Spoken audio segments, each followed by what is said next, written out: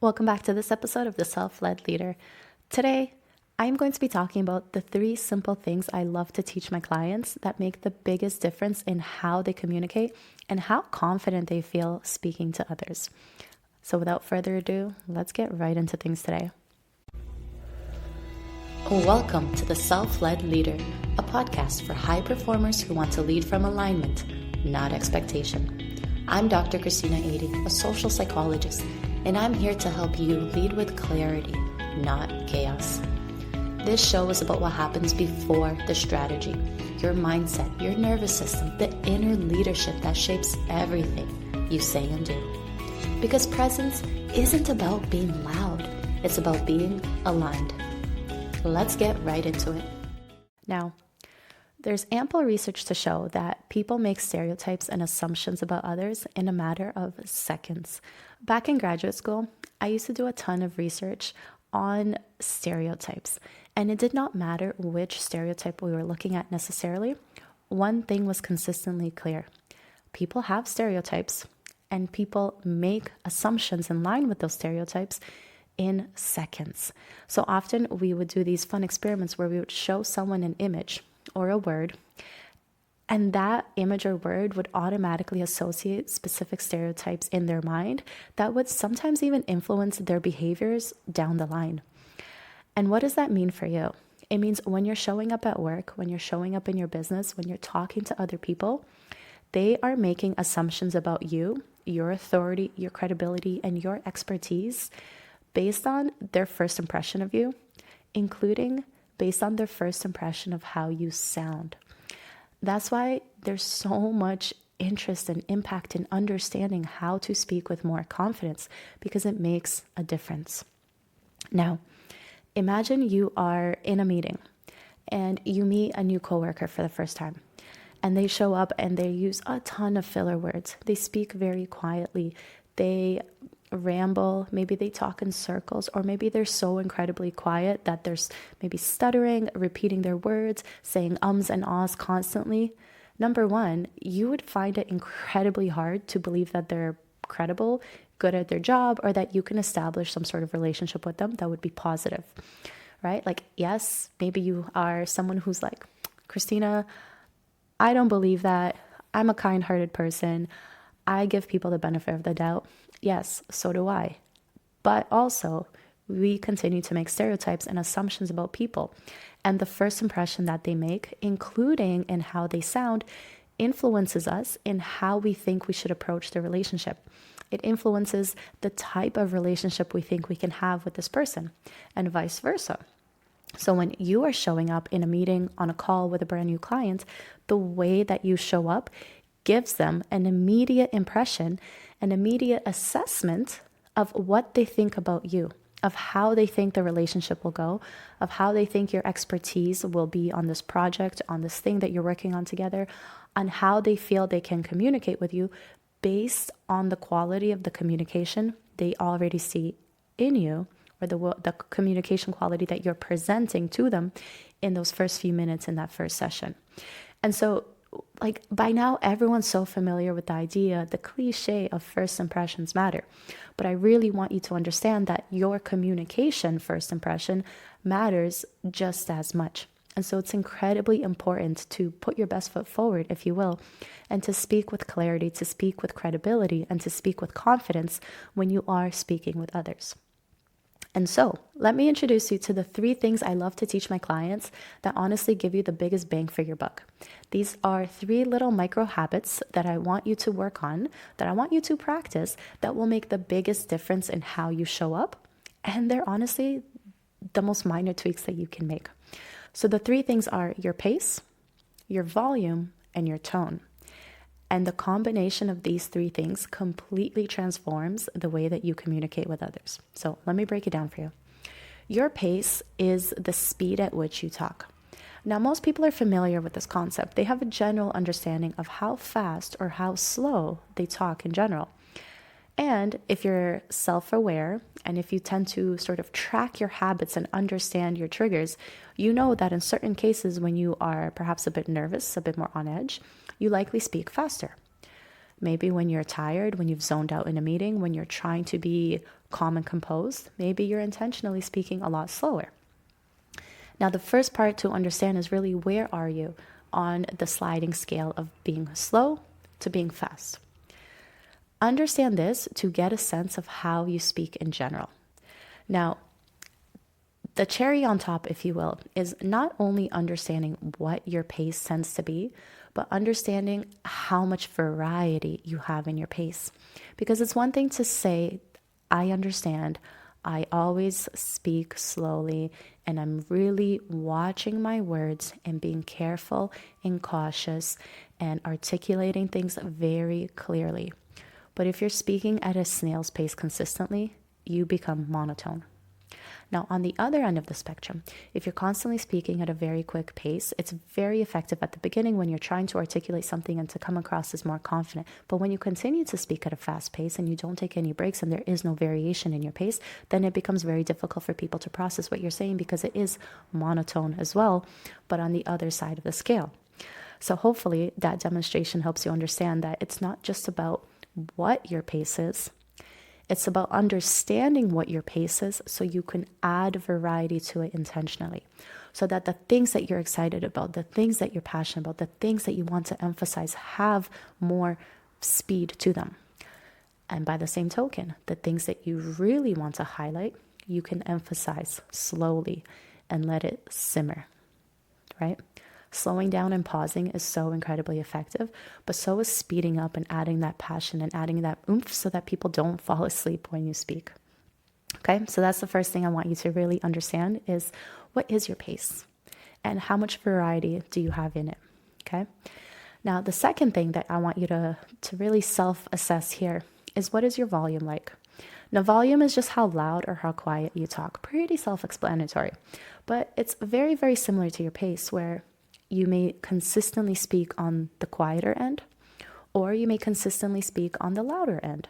Speaking quieter can be great for one-on-one contexts.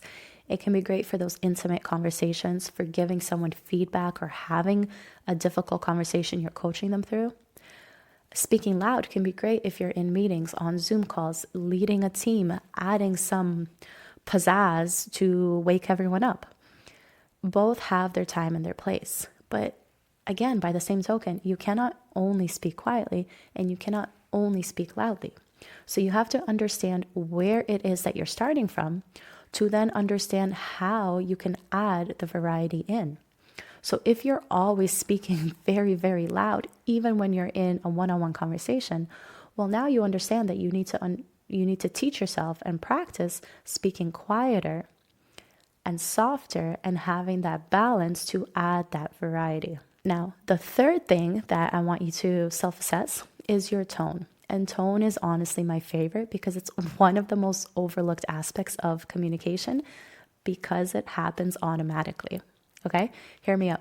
Your tone is really your emotion. It's the emotion that you're conveying with your voice when you speak. Now, think back to walking in, maybe to your parents' house, maybe home, and your partner, your spouse, whoever, and they call your name. Right? I love using moms as an example because it's so relatable. Imagine walking into your house and your mom calls your name. Based on the way that she says your name, you immediately either go, I'm in trouble, or like, happy to be home, right? And it's all in the emotion. It's all in the tone. Now, for whatever reason, I see a common misconception in communication advice that mistakenly treats tone as if it's volume and just says like, add variety or basic tips like that. And I really want you to have this takeaway that tone is not just about how loud or quiet you are. Tone is the emotion that your voice conveys.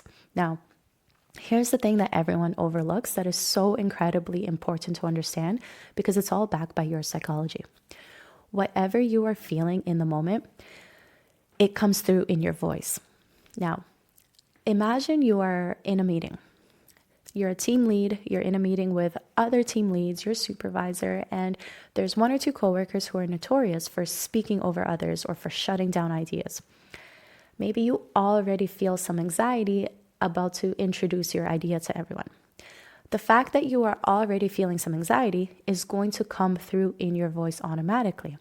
That's why if you look into any sort of public speaking advice or communication advice, one of the most common concerns is, how do I overcome my nerves? Because when I'm nervous, my voice starts shaking or my voice quivers. Because your voice, like your emotions, there's literally a physiological connection. There's a psychological connection as well between what you're feeling physically, what you're feeling emotionally, and what is coming through in the way that you talk. That's why if you're frustrated, if you're angry, and you're talking about something unrelated to that frustration, you're still going to have some of that frustration in your voice. Now, if you're a parent, you'll understand this. Maybe your kids have been misbehaving. Maybe your kids have been being kids and not listening. And now you need to tell them to do something else. And you're just like, you're just yelling. You're just grouchy. You're just strict. It comes through automatically. Okay. And so the majority of people that I talk to really overlook this point at the beginning. And that's why it's one of my favorite things to talk about with my clients, because it makes the biggest difference. Because number one, all of a sudden you understand how I'm feeling is directly impacting the way that I sound and the way that others are reacting to how I sound. Because again, go back to the example of your mom. The way that you say something, as soon as you start talking, the emotion that's coming through your voice, other people are picking up on it. And so if you're speaking with a client and you're suggesting a new idea, but you're frustrated because they shut down your previous 5 ideas, and so you've worked yourself up and you think they're going to shut down this one too, the way that you introduce it with that frustration is going to come through in your voice, and they're going to feel it from you, even if it's the best idea you've ever come up with. And so first, you really need to understand your emotions completely and directly impact your voice and your voice dynamics and how you sound. But number 2, that means you then have to understand how to regulate your emotions, how to do your nervous system work and your nervous system regulation, so that when you are in a moment, because again, everyone's going to have moments of frustration. Everyone is going to have moments of insecurity. Whatever emotion you can think of, like, you are a human being having an experience in life. You don't live in a silo. You don't live in a bubble. Things will not be rainbow and sunshine and perfect all the time. And so you need to prepare yourself and equip yourself and understand yourself so that you know which regulation tools work for you, so that you can regulate yourself in the moment, help yourself deal with the emotion that you're experiencing, especially if it's a more negative one, so that you can get yourself to a more calm, grounded state and speak with the clarity and the confidence and the poise that you are aiming for, and not the default that you are used to. Because by now, your communication habits are habits. The way that you speak is quite literally something that you have trained yourself to do. If you're familiar with the subconscious mind, perhaps you've heard this example before, and this is a really wonderful one to use. Now, when we do something long enough, when we do something a lot of times, it starts to become a habit, and we start to do it unconsciously without realizing that we're doing it. Now, think back to when you were first learning to drive. Maybe you think back to when you were even learning to drive with a driving instructor, right? Like, you would get in the car, you would have to run mentally, maybe even verbally, through an actual checklist of like, did I buckle? Did I adjust my mirror? Did I adjust my side mirrors? Did I put myself in park? Did I check every single blind spot and mirror and everything, right? You had a mental checklist to go through to make sure that you did not make a single mistake. But now, years later, you hop in the car, you could be on the phone, giving your kid a snack, turning on the music, and automatically buckling up, adjusting your mirror, checking your blind spots on autopilot. Because once you have done something so many times, your brain creates almost like a roadmap, like a guidelines of like, this is how we do it, and this is the step-by-step of how we do it, so that you do it automatically without realizing. Right? And so your communication skills, your communication habits are something that you have been doing for years without thinking about. And so you do them automatically. That's why when you start to self-diagnose and work on your pace, your volume, and your tone, it's going to feel really uncomfortable and really hard at first, because you're not used to it. And your brain will continue to put you back into the state of doing what is unconscious because you've done it so many times. That's why anyone who tries to break a habit, it is hard because you are literally trying to get into your unconscious mind and break a pattern that has been there for years, if not decades. Okay, so give yourself some grace. It is completely possible to change the way that you communicate as long as you give yourself the time and the practice to do so. So let's get into how you will actually start to practice working on your volume, your pace, and your tone. Now, the first thing that I'd recommend is quite honestly sitting down. Maybe you block a time like 5 to 10 minutes. It could be once a week, could be once a day. And you can just place your phone, record a video, and speak naturally. Talk about something that you would talk about at work. Talk about something that you would talk about with a client, or just talk about your day. And then watch it back and just know, how was your pace? Were you talking slow? Were you talking fast? Did you have variation? Did you have variation only in certain moments, right? Every bit of information is honestly just useful feedback and not anything negative to take about yourself. Because I love to say, you should be friends with your feedback. Whatever communication habits you have, however you sound, however others are judging the way that you sound, is happening whether you want it to or not. And so if you want to bury your head in the sand, if you want to pretend that the way that you speak is 10 out of 10 perfect, okay. Okay, that's a decision. But that doesn't change the way that you come across to others and the thoughts and the evaluations that they're making. And so if you can look at the fact that you're now catching these moments and you're now understanding where you're making possible mistakes and where you have room for improvement, that is a good thing. Okay, that is a good thing because it will help you improve rather than continuing to make the same mistakes that you are pretending don't exist and others are noticing. Okay, so the second technique that I would recommend that is really, really fun and a little bit silly, take a book and read out loud. Take a book, read out loud, just get something you can read and read out loud. And as you read out loud, go through different variations where you read quietly for a bit, then you read loud for a bit.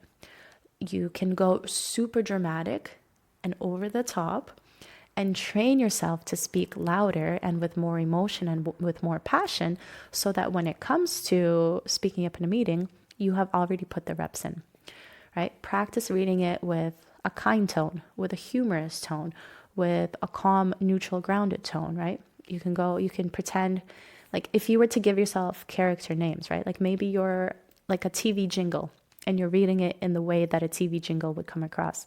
Or maybe you're like a meditation teacher and you would read it in a calm, slow way like a meditation teacher would, right? There's so many ways to improve your communication skills if you can get out of your head and get into actually practicing it, right? And so if you've got kids, one of the best ways to do this is to read them a book and really push yourself out of your comfort zone and take the characters in the book and practice speaking really quietly and making it mysterious and then getting really loud and, oh my gosh, this happened. And then add some frustration because something didn't work out, or then pouting and then get happy because it did. And what you'll find is it will be uncomfortable because you are hitting the boundaries of your comfort zone. So if you were to give yourself a rating of how much variety your pace typically has, right? Most people would not have that much variety in their pace. They don't typically talk very slowly and they don't typically talk very, very fast. So they will be somewhere in the middle, right? If we were using a 0 to 10 scale, they would probably be from like a 4 to a 6, maybe a 4 to a 7, right? But there's not that much variety. If you were talking about your volume and rating it on a 0 to 10 scale, same thing. Most people are at like a 4 to 6 or a 5 to 8. And then if you think about your tone, most people go through the same types of emotions every single day. And so when you're finding a way to train yourself and to put in the practice reps to change that, it's going to be uncomfortable and it's going to feel weird because you've never given yourself the permission to do so. And again, going back to your unconscious patterns, the fact that you've done something so many times, it's become a pathway in your brain that follows automatically. going out of that path, stepping off of that path and in a new direction will be a little bit uncomfortable. And so find safe ways, fun ways, creative ways, like reading a kid's bedtime story and really getting into character to break out of your comfort zone. Because if you can stick to something like reading the book in a safe space, like at home where there's no one around you, and you can practice including your range from like 0 to 10, or maybe even 2 to 9, well, now you have so much more range that you understand how to use for yourself, so that when you're in a meeting, all of a sudden, instead of going from a 4 to a 6, going from a 3 to a 7 is easier because you've practiced going from a 2 to an 8. Now, the fact that you can practice going really, really quiet doesn't mean you ever will in a client call, but it means you understand the skill of quieting your voice down to emphasize something when you need to, or using a softer tone and slowing down when you're having perhaps a difficult conversation or holding space through some difficult feedback for someone else.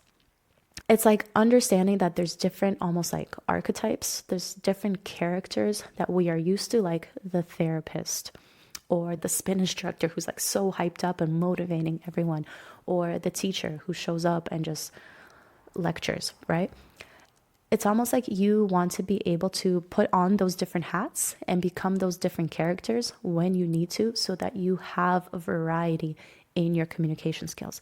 You have variety in the tools that you're able to use. And that, my friend, is how you become a much better communicator, through 3 simple things like working on your pace, volume, and tone. Okay? I hope you found this helpful. If you stick to it, I promise you it is incredibly helpful and will change the way that you sound and the way that you feel speaking. Because again, the biggest takeaway I want you to have here is, it's one thing to understand your mindset. It's one thing to understand your habits. And it's one thing to understand your comfort zone and the boundaries of where your habits end. But to get to the next level, to speak with clarity, with confidence, with poise, to be charismatic when you speak, you need to expand your comfort zone. You need to expand the range of skills that you have. You need to expand what you're comfortable doing with your voice and how you're comfortable sounding in front of others, because that is the impression that you're making. Okay? Last thing I want to leave you with. When we think about communication, when we think about people, when we think about the average person, right? I won't even get into the statistics of this, but the majority of people fall in the range of being average, right? That's just how it works. And so if you can work on even tweaking your communication skills a little, so again, thinking of that 0 to 10 scale, if everyone is in the range of 4 to 6 roughly, and you are able to go from a 3 to a 7, you already begin to stand out because you have more skill than the average person. And when you think about who you would deem as confident, who you would deem as charismatic, who you would deem as being a top communicator, think about it. It's not the fact that always their skills are that much better than yours, or that their ideas are that much better than yours. It's the fact that they give themselves permission to play with more range. And so if everyone's at a 4 to a 6, and you're able to take yourself from a 3 to a 7, you've just taken yourself out of average and into the top status, right? You got to keep working to get, if you want to get to like elite, top 1%, all these cliche terms that are thrown out there. But think about it. It doesn't take much to go past average. And as soon as you're past average, that's when you begin to stand out in a positive way as being a great communicator, as being influential, as being charismatic, as being confident. And all of a sudden, people doubt your expertise less. People trust your authority more. People believe the direction that you're guiding them in with the passion and the certainty that you're providing, all because you started by working on your volume, your pace, and your tone, and giving yourself the permission to go outside your comfort zone. That's it, my friend. That's it. So let me know which of this was most helpful. If you want more fun techniques to get out of your comfort zone, comment down below. Let me know as well, and I'll come up with some more fun ones for you. And go ahead, pick a book, read it out loud, and let me know how it goes. I'll see you in the next episode. Take care. Bye.